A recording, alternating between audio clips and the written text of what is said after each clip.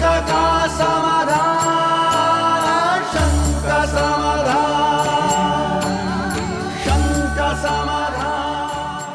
R K community centre Madanganj Kishangarh में आपका चिर परिचित कार्यक्रम शंका समाधान प्रारंभ कर रहे हैं। और अब पहले प्रश्न के लिए मैं आमंत्रित कर रहा हूं श्रीमती सुशीला जी पाटनी, आरके मार्बल। महाराज जी नमोस्तु। यह शंका भेजी है किसी ने कि जब किसी की मृत्यु होती है और अपने हम लोग कहते हैं कि वो मर गया या प्राण निकल गए, तो उसके प्राण निकल गए या वास्तव में जीव बाहर निकलता है, क्या मतलब है इसका?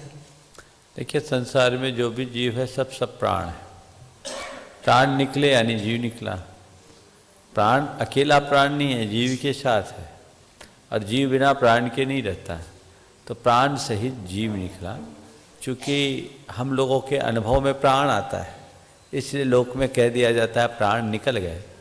और प्राणों में आयु प्राण मुख्य प्राण है, तो आयु पूरी हो गई, आयु खत्म हो गई, इसलिए भी हम उसको कहते हैं इनके प्राण निकल गए। आत्मा निकलती है एक तरह आत्मा तो जीव, प्राण से ही जीव निकलता है। नमोस्तु महाराज। महाराज जी के चरणों में मन वचन काय से नमोस्तु नमोस्तु नमोस्तु। महाराज जी ऐसा मानते हैं कि सबको अपने अपने भाग्य से मिलता है और सबका अपना अपना भाग्य होता है, लेकिन फिर भी हम ऐसा कहते हैं ये मेरे लिए लकी है, और यहाँ तक कि निर्जीव वस्तु को भी अपने लिए लकी मानते हैं। तो क्या एक दूसरे के भाग्य को प्रभावित किया जा सकता है या एक दूसरे को भाग्य को प्रभावित करते हैं? बहुत अच्छा सवाल किया।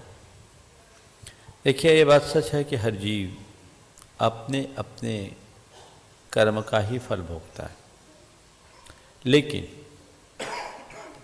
एक निमित्त नैमित्तिक संबंध होता है। एक के निमित्त से दूसरे के ऊपर उसका असर, दूसरे के निमित्त से पहले के ऊपर उसका असर। जैसे आपकी बात को मैं एक उदाहरण से समझाता हूँ।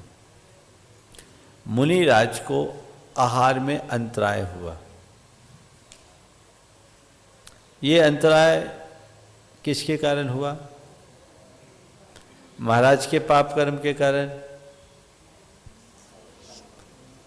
दाता के पाप कर्म के कारण, श्रावक के दुर्भाग्य के कारण हुआ महाराज। दोनों के पापोदय से। दाता का दानांतराय और पात्र का भोगांतराय या लाभांतराय। आप देना चाह करके भी नहीं दे पा रहे और हम लेना चाह करके भी नहीं ले पा रहे, क्योंकि अयोग्य सामग्री हमारे पास आ गई। तो ये अंतराय हमारा और आपका कब होगा? जब दोनों का तालमेल बनेगा। इसमें 4 समीकरण बनते हैं।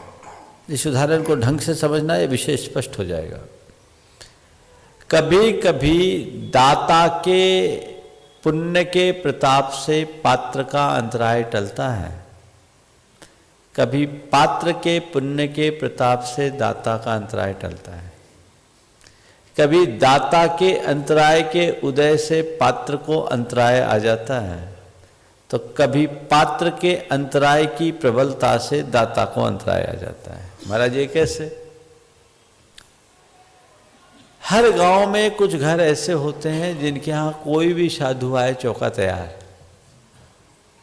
और उनके घर आपको कभी अंतराय सुनने को नहीं मिलेगा।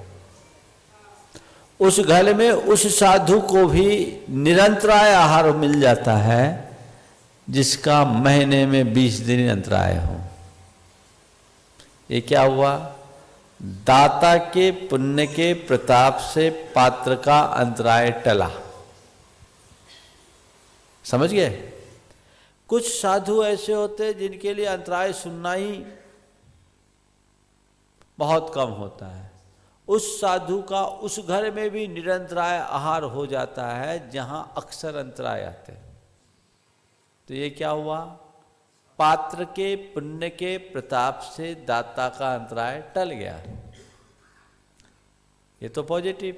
नेगेटिव, कुछ घर ऐसे होते हैं जिनका तीव्र अंतराय का उदय होता है।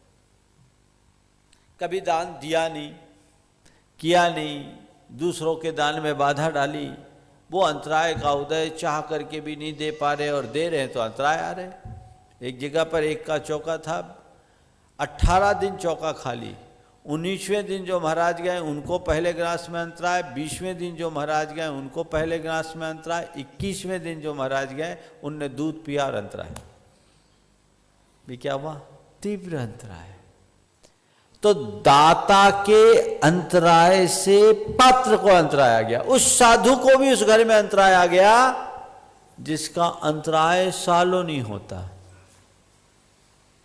वो डोमिनेट पड़ गया।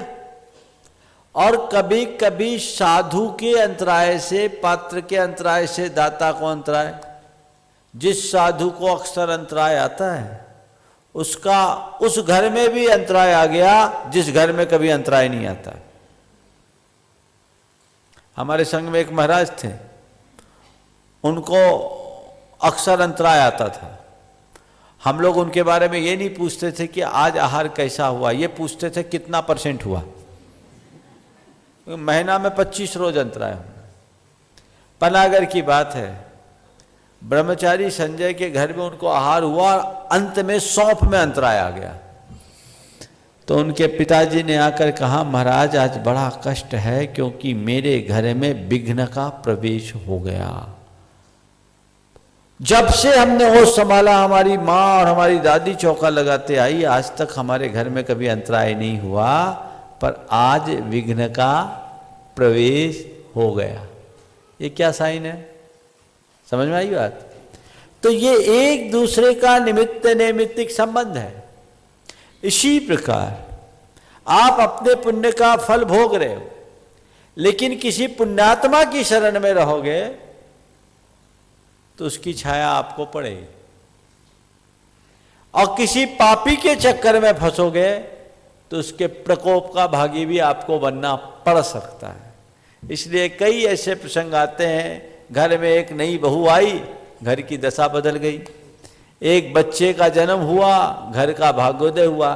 तो जिसका उससे जुड़ा हुआ उसका जो पुण्य है, वो पुण्य अपने योग्य एटमॉस्फेयर बनाएगा कि नहीं बनाएगा? इसी तरह एक आदमी मरा और घर का हिसाब ही खराब हो गया तो उसका पुण्य उसके साथ खिसक गया। तो निमित्त नैमित्तिक संबंध होता है, इस बात को हम नकार नहीं सकते। चीज़ों के विषय में ज़्यादा अंधविश्वास तो नहीं करना चाहिए कि ये चीज़ मेरे लिए लकी है या अनलकी है, लेकिन फिर भी निमित्त नैमित्तिक संबंध को हम नकार नहीं सकते। नमस्ते महाराज जी को त्रिवार नमोस्तु नमोस्तु नमोस्तु। महाराज जी, भगवान से महावीर भगवान की तरह दूसरे तीर्थंकरों की जयंती क्यों नहीं मनाई जाती है? किसने मना किया? मनाइए, हर की मनाइए, पर आपसे तो मैं कहता हूँ एक की तो कम से कम ढंग से मना लो। आजकल तुम लोग इतने गड़बड़ हो गए हो कि महावीर जयंती के दिन भी या तो दुकान खोले बैठे रहते हो या ब्याह शादियाँ अपनाना शुरू कर देते हो। ये कुप्रथा है, इससे बचना चाहिए। और हमें हर तीर्थंकर के जन्म जयंती को उत्साहपूर्वक मनाने का प्रयास करना चाहिए। नमोस्तु महाराज जी। नमस्ते महाराज जी। मेरी जिठानी जी है बॉम्बे में, उनको 2 महीने हो गए अन्न का त्याग कर रखा है, हरी चीज़ का त्याग कर रखा है, सब चीज़ त्याग कर दिया, केवल मिनक्का और पानी लेते हैं। परसों अमोद कीर्ति महाराज आए तो उन्होंने कहा कि आपके 2 प्रतिमा पल रही है, तो आप लेकर के कुएं का पानी ले लो और प्रतिमा ला करके घर पे और दर्शन कर लो। तो क्या उचित है ये? देखिए, ये त्याग बहुत अच्छी चीज़ है। कुएं के जल के साथ अनुव्रत आदि को अंगीकार करते हैं तो प्रतिमा लेना अच्छी बात, लेकिन प्रतिमा लेने के बाद दर्शन कराने को रोज भगवान को घर पे लाना अच्छी बात नहीं। हाँ, यही कहते। हम भगवान के दर्शन करने जाएं कि भगवान हमें दर्शन देने आए? अब ये कुछ लोग करने लगे हैं, मैं क्या कहूँ। कोशिश ये करनी चाहिए कि घर के लोगों को, उनको बड़े इत्मीनान से है, हम लोग संलेखना कराते हैं, मुनियों की संलेखना होती है, उनको गोद में उठा के, कुर्सी में बिठा के, चटाई में बिठा के 4 लोग पकड़ लेते हैं, उनको किसी भी तरह की तकलीफ नहीं हो, और एक स्थान से दूसरे स्थान पर मंदिर के दर्शन करने ले जाते हैं।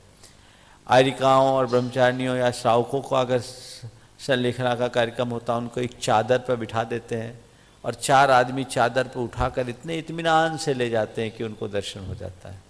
क्योंकि मुंबई जैसे महानगर में मंदिर की दूरी होगी, दूर नहीं है, मंदिर तो नजदीक फिर है। तो उनके घर उनको के कहा लोगों को wheelchair बोलो पे- नहीं, प्रतिमा ले ली है, बहुत अच्छी चीज है, नहीं ली नहीं है प्रतिमा, उनको कह रहे हैं, लेकिन कुएं का अगर- पानी सूट नहीं कर रहा है उनको।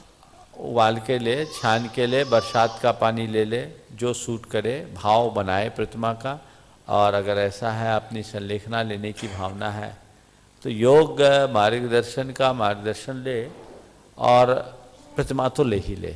व्रती बनकर इस दुनिया से जाने में जीवन का उद्धार है, बशर्ते उनकी अपनी मानसिक अनुकूलता हो और प्रतिमा लेने के बाद उसके निरतिचार पालन की स्थिति। नहीं, उनको कहा व्हीलचेयर पे चलो आपको दर्शन करा लाते, तो उन्होंने मना कर दिया। मैं तो बाहर तो घर से बाहर जाने का त्याग कर दिया मैंने। कर दिया है तो खुद ही प्रतिमा बन गया, प्रतिमा का क्या काम। चलो।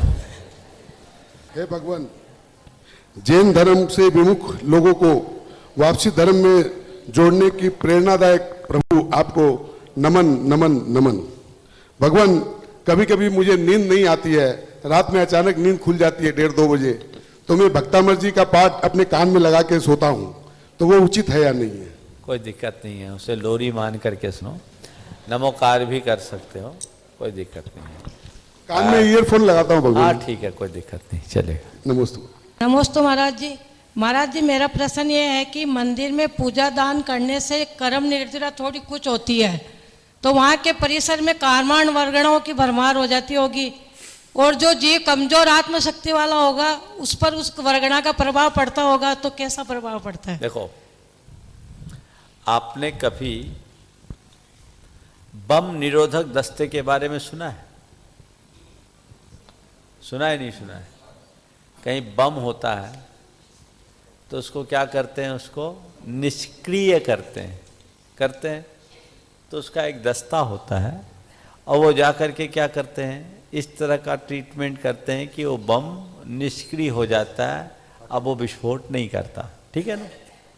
इसी तरह से कर्म एक बारूद है जो विस्फोट करके हमारे जीवन को दुखी करता है, लेकिन जब हम भक्ति, साधना, ध्यान, आराधना, तपस्या या अन्य धार्मिक अनुष्ठानों के बल पर, अपनी आध्यात्मिक चेतना के बल पर उस कर्म को झड़ाते हैं ना, तो कर्म झड़ते ही कर्म की निर्जरा होती ही वो कर्म नहीं रहते, अकर्म हो जाते हैं, वो निष्क्रिय हो गए, उस बम को निष्क्रिय कर दिया गया। इसलिए कोई चिंता नहीं करो, मंदिर में जितना भी कर्म झड़ाना है झड़ा लो, कोई फर्क पड़ने वाला नहीं है। वहाँ के और अच्छी वर्गनाएं आती। कर्म का एक स्वभाव है, जैसे आम पक कर टपकता है और वापस पेड़ में नहीं रख पाता, ऐसे ही कर्म एक बार झड़ जाए तो फिर किसी से जुड़ता नहीं, वो कर्म रूप रहता ही नहीं। जब तक उसका आत्मा के साथ संबंध है तभी तक कर्म है, संबंध छूटते ही वो अकर्म बन जाता है, वो सामान्य पुद्गलों के रूप में रहता है, उसका अपना परिवर्तन होता रहता है। इसलिए वो कर्म पूरी तरह से निष्क्रिय, निष्प्राण हो गया है, उसका असर हम पर नहीं पड़ता। महाराज जी, एक प्रश्न बॉम्बे से आया मेरी भाभी का, वर्षा सेठी कुचील वाले, वो पूछ रहे कि महाराज जी, इस जीव को यानी आत्मा को मोक्ष जाने की इच्छा है या जरूरत है? हाँ? मोक्ष जाने की इच्छा है या जरूरत है? देखो, इच्छा और जरूरत दोनों से मोक्ष नहीं मिलने वाला। क्या बोल रहा हूं? अगर तुम मोक्ष की इच्छा रखोगे तो भी मोक्ष नहीं मिलेगा, और मोक्ष को जरूरत मानोगे तो भी इच्छा मोक्ष नहीं मिलेगा। मोक्ष हमारा स्वभाव है, उस भाव को जगाओ, अपने आप मोक्ष मिल जाएगा। नमस्ते महाराज। मेरा प्रश्न है महाराज जी, शुभ योग और शुभोपयोग, इन दोनों में क्या अंतर है? और सम्यक दृष्टि को तो शुभ उपयोग कहा गया है, क्या मिथ्या दृष्टि के भी शुभोपयोग होता है? देखिए, बहुत अच्छा सवाल है। शुभ योग और शुभोपयोग, हमारे मन वचन काय की शुभ प्रवृत्ति को शुभ योग कहते हैं, और हमारे शुभ अभिप्राय को शुभोपयोग कहते हैं। क्रिया योग यानी क्रिया, चाहे वो मन की हो, चाहे वचन संबंधी हो, चाहे शरीर की। योग केवल क्रिया है, उपयोग में अभिप्राय है, भाव है। लेकिन मनोवचन काय तो उसमें बोल तो रहा हूं, मन की एक क्रिया है। मैं मन से भगवान का स्मरण कर रहा हूं, शुभ योग है। लेकिन मेरा मन से स्मरण करने का उद्देश्य कोई मंत्र को सिद्ध करना है। उपयोग कौन सा हो गया? बोलो। शुभ, हाँ, शुभ उपयोग है। फिर पकड़े नहीं। मैंने क्या अंतर दिया, समझो अच्छे से। योग यानी क्रिया, उपयोग यानी अभिप्राय या भाव। मैंने भगवान का मन से ध्यान किया और मैं पढ़ रहा, भगवान की स्तुति कर रहा हूं या कोई मंत्र का जाप कर रहा हूं, और मेरा अभिप्राय, मेरा उद्देश्य, उसके पीछे का भाव क्या है? ये मंत्र जपूं और चमत्कारिक सिद्धि पालूं। इंटेंशन योग शुभ, उपयोग अशुभ। समझ गया? योग शुभ, उपयोग अशुभ। एक मुनि राज्य पर कोई उपसर्ग कर रहा है, आपने उसे देख लिया और तुरंत सामने वाले को सबक सिखाने के लिए उस पर हमला बोल दिया। क्रिया कौन सी है? अशुभ है कि शुभ? शुभ। हिंसा की क्रिया है, प्रतिकार की क्रिया है। योग अशुभ, उपयोग शुभ है। समझ में आ गया? योग यानी क्रिया, उपयोग यानी अभिप्राय या भाव। क्लियर? अब सवाल, मिथ्या दृष्टि को शुभोपयोग होता है या नहीं? आचार्य जयसेन के मतानुसार चतुर्थ गुण स्थान से शुभोपयोग होता, उससे पहले नहीं होता। और अशुभोपयोग तीसरे गुण स्थान तक ही होता है। घटता हुआ।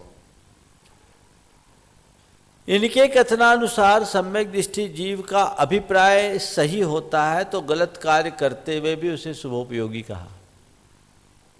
एक सम्यक दृष्टि विषय रस में लीन रहेगा तो भी उसे आचार्य जयसेन सम्यक दृष्टि के होने के नाते शुभोपयोगी कहते हैं।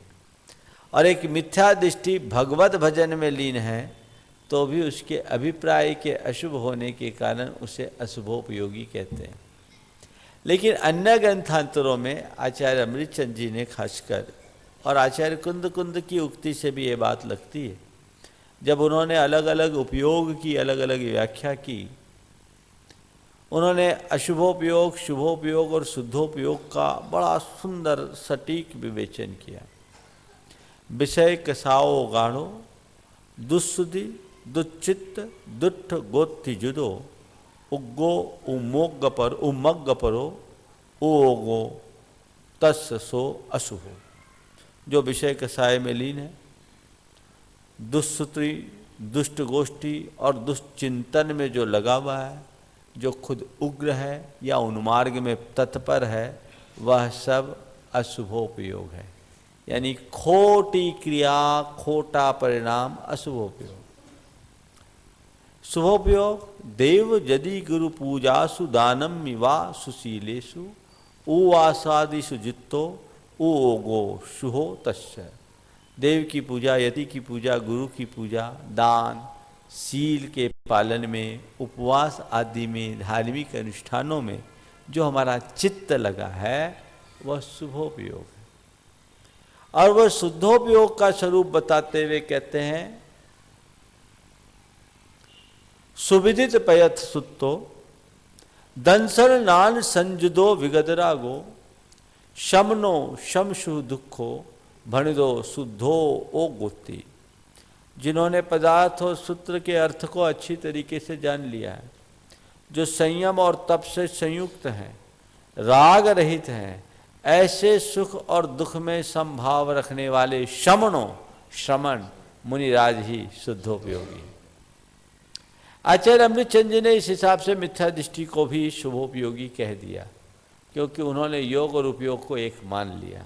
लेकिन हम क्रिया और भाव को अगर अलग अलग करेंगे तो हम सम्यक दृष्टि को शुभोपयोगी और मिथ्या दृष्टि को शुभोपयोगी कहेंगे। और कदाचित हम मिथ्या दृष्टि में शुभोपयोग मान भी ले, जैसा अमृतचंद जी ने माना है, तो भी मिथ्या दृष्टि का शुभोपयोग संसार का कारण है और सम्यक दृष्टि का शुभोपयोग परंपरा से मुक्ति का कारण है, ऐसा समझ। गुरुदेव के तो चरणों में त्रिबाण नमोस्तु नमोस्तु नमोस्तु।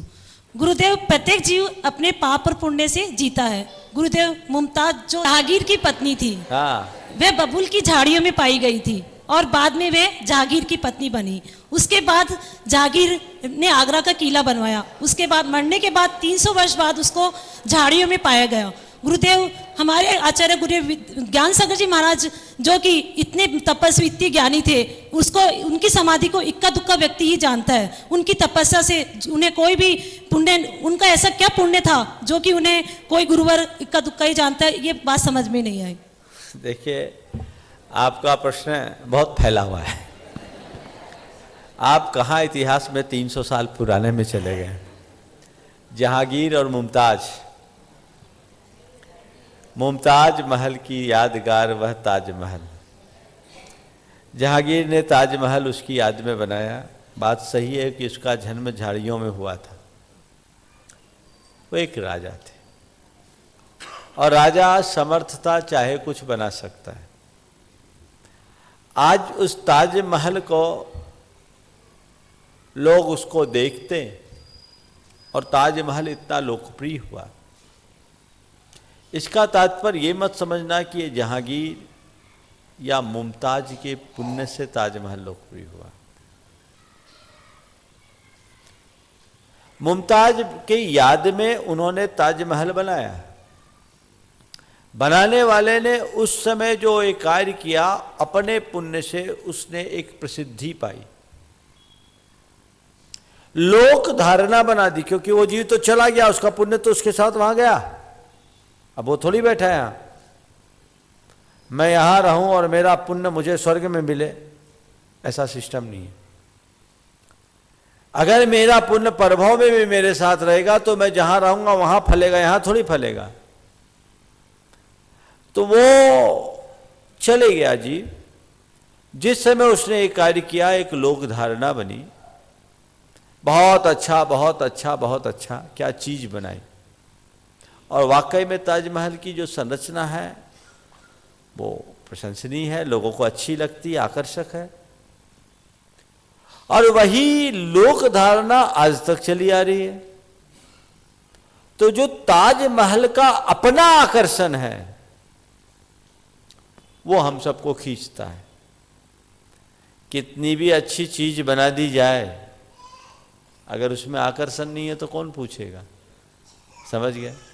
तो इसको पुण्य पाप से मत जोड़िए। ये समय काल के अनुसार चलने वाली चीजें हैं। कई स्मारक बहुत अच्छे रहते, टिक जाते हैं।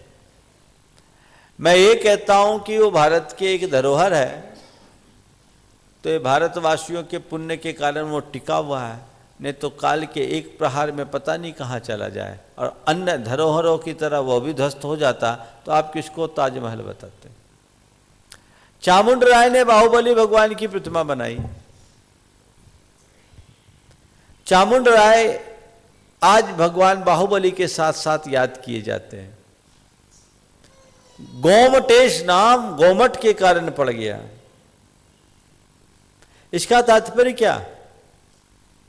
ये गोमटेश की पूजा वंदना हम चामुंड राय के पुण्य के कारण कर रहे हैं कि अपने पुण्य के कारण आज उनका दर्शन कर रहे हैं? आज भारत में बाहुबली भगवान खड़े,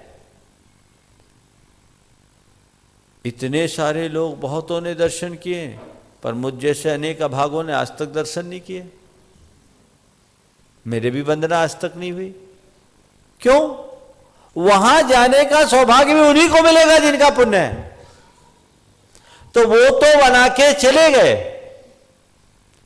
अब चीजें होती हैं जिनका अपना प्रभाव होता है, प्रताप होता है। और एक बात ध्यान रखना, जड़ वस्तुओं का जैसे प्रताप होता है, चेतन का जैसे प्रभाव होता है, जड़ वस्तु का भी अपना प्रभाव होता है। समझ गए? जो अपनी ओर खींचती है। कई प्रतिमाएं हमें बहुत तेजी से आकर्षित करती है, कई जगह हमारे भाव सामान्य बने रहते हैं। तो ये वहाँ के रहने वाली वर्गनाओं का प्रभाव है। ज्ञान सागर जी महाराज की समाधि की जहाँ तक सवाल है, ज्ञान सागर जी महाराज तो अपना काम कर गए, अब पीछे वालों का काम है कि हम उसको क्या करें। अगर किसी संत की समाधि बन गई तो उनका बड़ा पुण्य था, और किसी संत की समाधि प्रसिद्धि को नहीं पाई तो उनका पुण्य छीन था। ये कहना ठीक नहीं। मैं ये कहूँगा कि उनके अनुयायी हतभागे थे जो आज तक उसका उद्धार नहीं कर पाए। ये हम सबकी जिम्मेदारी, उसको डेवलप करने की योजना बन रही है, आगे होने वाली भी है, होगी। हर धरती का भी अपना प्रभाव होता है, जहाँ आप चाह करके भी नहीं कर सकते, और किसी धरती का ऐसा प्रभाव होता है कि आपने काम शुरू नहीं किया और तुरंत हो गया। तो इनको उसी संदर्भ में देखना चाहिए। नमोस्तु महाराज जी। आज सुबह के प्रवचन पर आधारित मेरी जिज्ञासा रख रहा हूँ। सुखी रहने के बारे में कर्म के सिद्धांत पर विश्वास करने की बात कही। दुख सहने की चीज है, कहने की नहीं, और जितना दुख सहेंगे उतना समर्थ बनेंगे। उसी संदर्भ में सती अंजना का प्रसंग आपने बताया था। सती अंजना गर्भस्थ शिशु के साथ जब ऐसा मौका आया उसका कर्म का, तो उसको जाना पड़ा जंगलों में। तो क्या वो तद्भव मोक्षगामी जीव जो गर्भ में था, उसके भी पुण्य का पाप का कोई प्रभाव था, या आपने जैसा कहा कि गलत निर्णय से पुण्य में क्षीणता आती है, तो गलत निर्णय सती अंजना का तो था नहीं, तो पुण्य में क्षीणता आई उसके, या पहले के ही पाप कर्मों का उदय था जो उसको भोगना पड़ रहा था। बहुत अच्छी बात। गलत निर्णय से भी पुण्य में क्षीणता आती है, ये मैंने अलग संदर्भ में कहा। जहाँ तक अंजना का सवाल है, उस घड़ी में उसका तीव्र पापोदय था,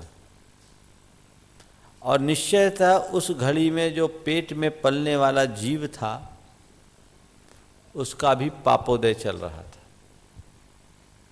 अगर उसका पुण्य प्रबल होता तो अंजना की ये दुर्बलता नहीं होती, ये दुर्दशा नहीं होती, वो पुण्य उसके लिए पार लगाता।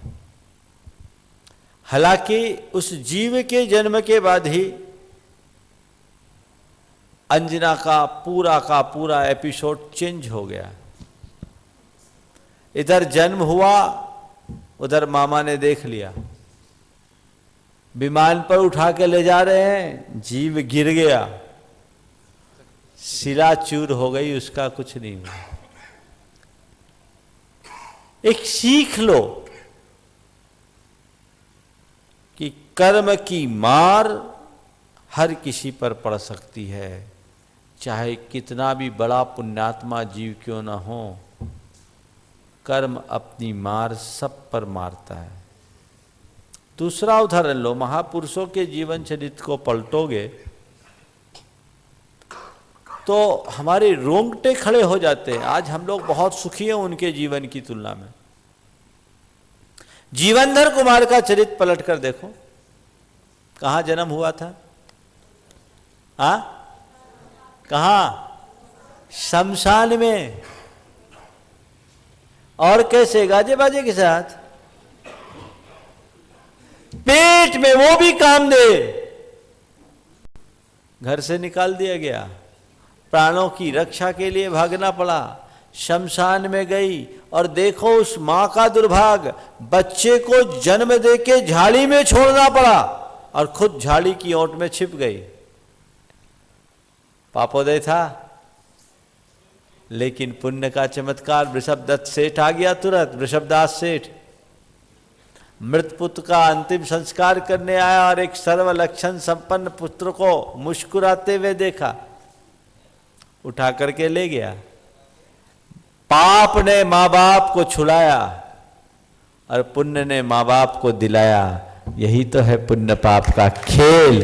जिस दिन समझ लोगे जीवन का आनंद ही कुछ और होगा। दोनों का साथ, पाप उदय और पुण्य होता है। साथ साथ कई बार श्रीपाल के चरित्र को पलटो, किसी दिन सुबह इसी की चर्चा करूंगा। चलो, मेरा प्रश्न है कि हमें कोई शास्त्र का ज्ञान नहीं है, लेकिन हम अगर कोई शास्त्र पढ़ना चाहते हैं, इतना तो हमें पता है कि इसके 4 अनुयोग है, कर्णयोग, चरणयोग, द्रव्यानुयोग और प्रथमानुयोग। हाँ। लेकिन अब इन अनुयोगों में से हमें कौन सा अनुयोग पढ़ना चाहिए और उसमें भी हमें कौन से ग्रंथ का पाठन करना चाहिए जिससे हमें शास्त्रों का प्रारंभिक ज्ञान हो?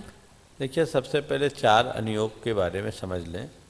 सबसे पहले हम अनुयोग को समझें। अनुयोग क्या है? अनुयोग यानी वॉल्यूम, भाग। तीर्थंकरों के द्वारा प्रतिपादित जो वाङ्मय है वर्तमान में वो 4 अनुयोगों में विभाजित है। जैसे लोक में 4 वेद हैं, जैन धर्म में 4 अनुयोग हैं, प्रथमानुयोग, कर्णानुयोग, चरणानुयोग और द्रव्यानुयोग।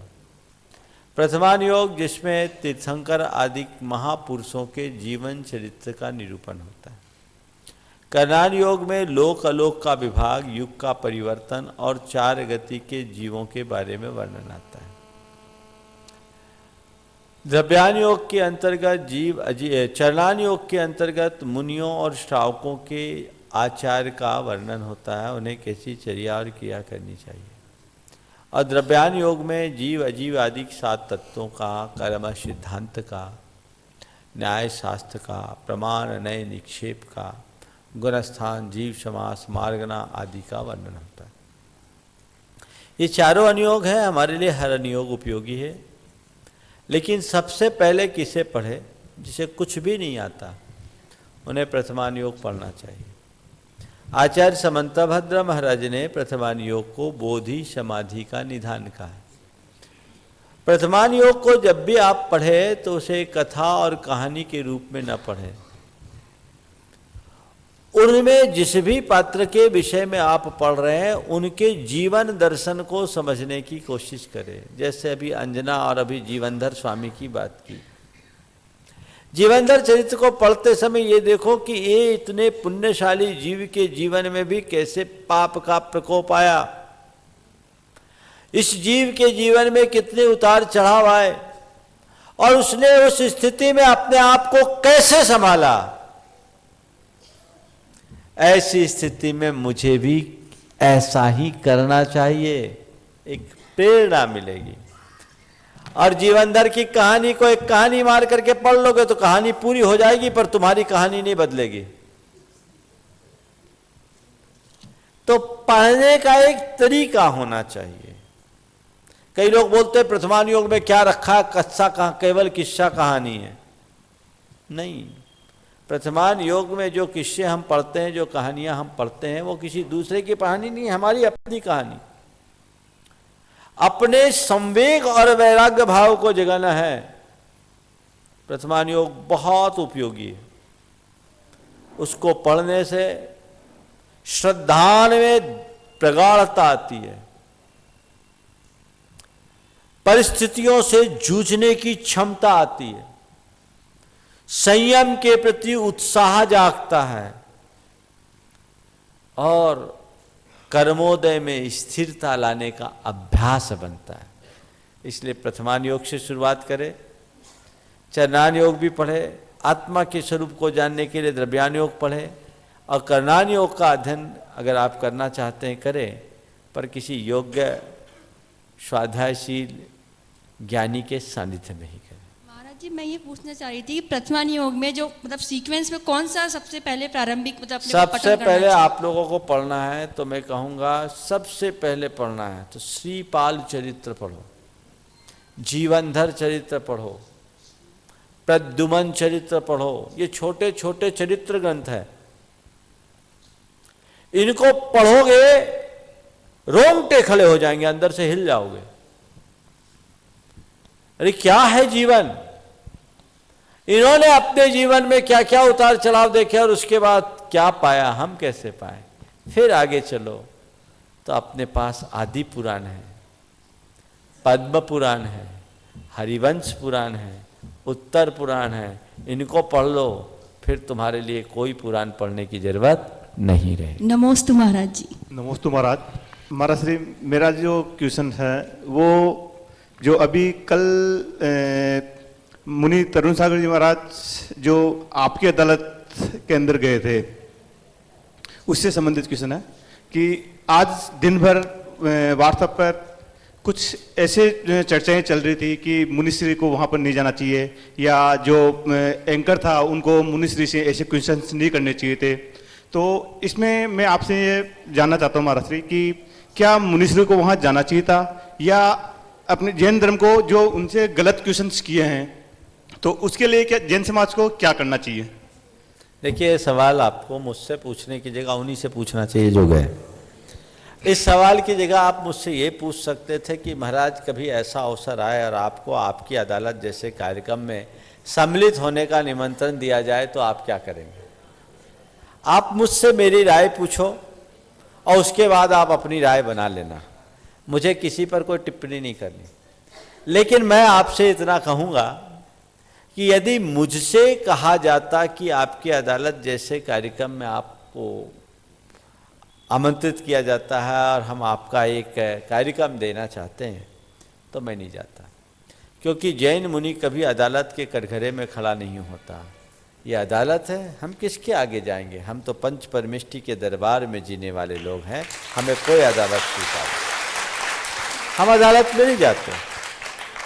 हाँ, कभी रजत शर्मा हमारी शंका समाधान का एक सत्र लेना चाहे तो हम देने को राजी हैं। और जैसे प्रश्न किए, आपको प्रश्नकार के प्रश्न पर कभी प्रश्न नहीं उठाना चाहिए, क्योंकि आपने उन्हें खुला ऑफर दिया है। जो भी प्रश्न वो पूछे पूछ सकते हैं, आपको सहना चाहिए। आपके पास हर प्रश्न का माकूल उत्तर होना चाहिए। और सवाल इस बात का नहीं कि उसने प्रश्न उठाए, मैं तो ये कहूँगा कि प्रश्न उठाकर आपको सारी दुनिया को एक अच्छा मैसेज देने का उनने अवसर दिया। आपके पास पुख्ता उत्तर होना चाहिए, ऐसा उत्तर कि सामने वाले की बोलती बंद हो जाए। और दिगंबर मुनि की चर्या को लेकर अगर कोई भी सवाल उठाया है, ऐसा जवाब होना चाहिए कि पूरे देश में दिगंबर मुनि के प्रति एक अलग धारणा बन जाए। ये कार्य, तो ये मेरे व्यक्तिगत विचार है। जो भी व्हाट्सएप में टीका टिप्पणी कर रहे हैं, सब अपनी बुद्धि का दुरुपयोग कर रहे हैं। कोई जरूरत नहीं इस तरह की वीरता प्रदर्शित करने का। वो आप जिन्होंने उस कार्यक्रम को आयोजित किया, निवेदन किया, वो उनका अपना व्यक्तिगत निर्णय था। उनका दृष्टिकोण ये भी हो सकता है कि इस माध्यम से एक मैसेज जाएगा, एक प्लेटफॉर्म है। सब साधु की और हर व्यक्ति की अपनी अपनी सोच है। और मैं तो कहता हूँ इस तरह की चर्याओं पर, क्रियाओं पर बहस होनी चाहिए, खुली बहस होनी चाहिए। किसी के प्रश्न पूछने पर आप प्रश्न नहीं उठा सकते, आपके पास उत्तर होना चाहिए।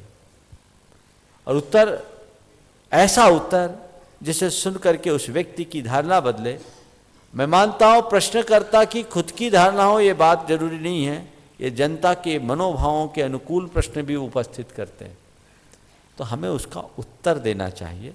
और ये कैसा उत्तर, कैसा प्रश्न मुझे नहीं मालूम, लेकिन आपने सवाल किया, मुझे नहीं मालूम। मैं तो यही मानता हूँ कि जो हुआ होगा अच्छा ही हुआ होगा। लेकिन यदि कभी ऐसा मौका आए तो ले आओ रजत शर्मा को, देखता हूँ। नमस्ते महाराज। नमस्ते महाराज जी, नमस्ते महाराज जी, नमस्ते महाराज जी। आजकल प्राय देखा जाता है कि पेड सर्वेंट मंदिरों में सुबह दिन उगने के पहले ही पानी लाके द्रव्य सामग्री वगैरह धो लेते हैं और वही कपड़े वगैरह धो के सुखाते हैं। क्या ये उचित है? और ये जो धोते हैं उसका वो द्रव्य का गंदा पानी नाली में जाता है, उससे कीड़े मकोड़े बहुत तकलीफ पाते हैं। देखिए, उत्तम तो यह है कि मंदिर का सारा काम आप स्वयं करें। अब लोगों का प्रमाद बढ़ गया, समाज को ऐसी व्यवस्था बनानी पड़ती है। अगर आप अपने पुण्य को प्रगाढ़ बनाना चाहते हैं तो अपने हाथ से अपनी क्रिया करें। आज भी बहुत सारे मंदिरों में लोग वस्त्र बदलते हैं, स्नान करते हैं, पर अपनी धोती अपने हाथ से धोते हैं। और धोना ही चाहिए, क्योंकि कई बार तो बड़ी गड़बड़ियाँ भी देखने को मिली है। इसलिए उचित नहीं है, प्रमाद छोड़ना चाहिए। और मंदिर में वैसी सुविधाएं उपलब्ध होनी चाहिए ताकि लोग अपने हाथ से करें, ताकि भगवान के पूजा आदि के निमित्त से आप अनावश्यक हिंसा के भागी होने से बचें। नमस्ते महाराज। आज के सत्र को परम पूज्य गुरुदेव के चरणों में नमन अर्पित करते हुए यहीं पर विराम। बोलिए परम पूज्य आचार्य गुरुवर से विद्यासागर जी महाराज जी की, बोलिए मुनिवर श्री प्रमाण सागर जी महाराज की। संत शिरोमणि आचार्य श्री 108 विद्यासागर जी के पावन आशीष एवं उनके परम प्रभावक शिष्य पूज्य मुनिवर श्री 108 प्रमाण सागर जी महाराज की पावन प्रेरणा, परिकल्पना और अनुभव अर्जित ज्ञान से श्री सम्मेद शिखर जी में आधुनिक तकनीक से बनने जा रहा है एक अनोखा और ऐतिहासिक धर्मायतन यानी गुणायतन, अर्थात संरचना, सोच, सत्य, संस्कृति और स्थापत्य का एक ऐसा अलौकिक संगम जो जैन सिद्धांतों को जीवंत रूप में दर्शाएगा। 14 गुण स्थानों के साथ साथ आत्मा से परमात्मा बनने तक की संपूर्ण यात्रा कराने वाले ऐसे उत्कृष्ट ज्ञान मंदिर गुणायतन के निर्माण में अपना सहयोग प्रदान कर इस पुण्य कार्य को गति प्रदान करें और सातिशय पुण्य का अर्जन करें। आप अपनी राशि गुणायतन न्यास के खाते में जमा कर सकते हैं। गुणायतन न्यास bank of India, Parasnath, account number 4809201100000043, IFSC code BKID 004809। Gunayatan गुणात्मक विकास का दिव्य सदन।